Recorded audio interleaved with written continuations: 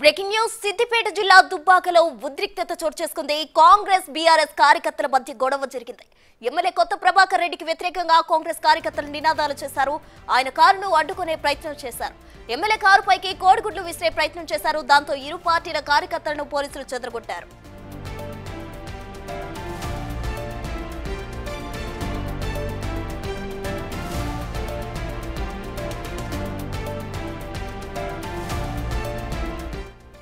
Breaking news చూస్తున్నాం. సిద్దిపేట జిల్లా దుబ్బాకలో ఉద్రిక్తత చోటు చేసుకుంది. కాంగ్రెస్ బీఆర్ఎస్ కార్యకర్తల మధ్య గొడవ జరిగింది.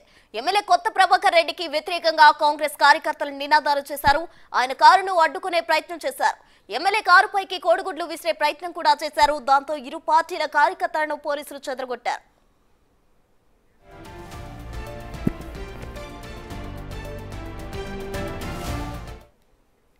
సిద్దిపేట జిల్లా దుబ్బాకలో జరిగిన ఉద్రిక్తతకు సంబంధించి మరింత సమాచారం మా ప్రతినిధి దుర్గారెడ్డి అందిస్తారు. దుర్గారెడ్డి చెప్పండి, సిద్దిపేటలో కాంగ్రెస్ అలాగే బీఆర్ఎస్ మధ్య ఉద్రిక్తత చోటు చేసుకున్నట్లు తెలిసింది. దీనికి సంబంధించిన తాజా డీటెయిల్స్ ఏంటి దుర్గారెడ్డి?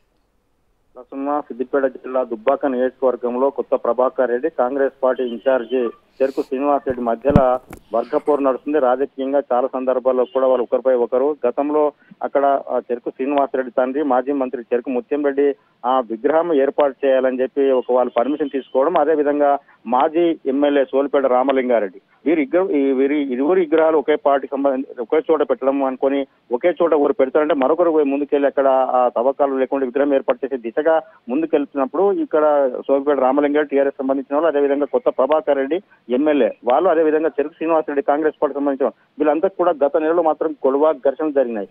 ఈ రోజు మాత్రం ఉదయం కొత్త ప్రభాకర్ రెడ్డి దుబ్బాక నుండి అక్కడ మన జైరాబాద్కి వెళ్తున్న సమయంలో మాత్రం కాంగ్రెస్ కార్యకర్త అక్కడ చేరుకోవడం జరిగింది. దాంతో పాటు బీఆర్ఎస్ కార్యకర్త కూడా ఒకరొకరు అక్కడ చేరుకోవడం జరిగింది. ఒక పార్టీపై ఒకరు మరొక నినాదాలు చేయడం వల్ల ఇరువురు పార్టీ మధ్యలో ఉద్రిక్తత దారితీసింది. దీంతో పోలీసులు మాత్రం చెదరగొట్టి కాన్వాయ్ని మాత్రం ముందుకు పంపించిన విషయం అయితే మనకు తెలుస్తుంది.